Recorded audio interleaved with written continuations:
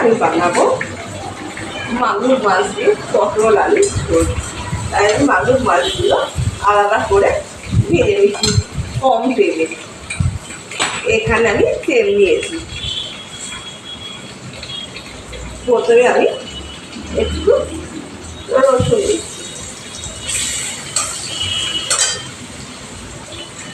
তারপর পেঁয়াজটা তুলে দিচ্ছি আর টমেটো পেস্ট দিলাম।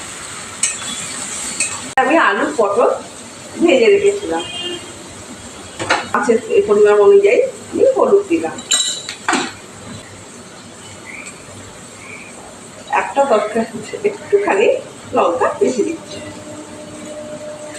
গরম মশলা গুঁড়ো দিলাম, তরকারি পরিমাণ অনুযায়ী নুন দিলাম,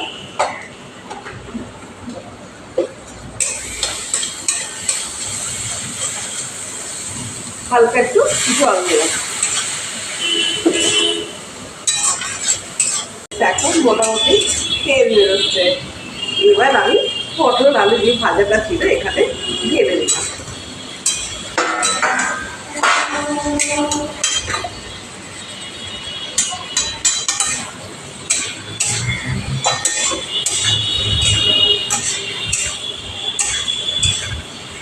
পরিমাণ অনুযায়ী জলটা ঢেলে দিলাম, আলু মাছটা ঢেলে দিলাম।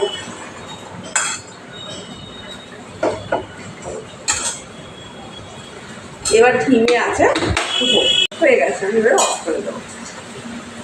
পটল আলু দিয়ে মাগুর মাছের ঝোল দারুণ টেস্টি হয়। অনেক সময় না মাংস ফেলে এটা খাবেন, দারুণ। নাও, খুব ভালো থাকো।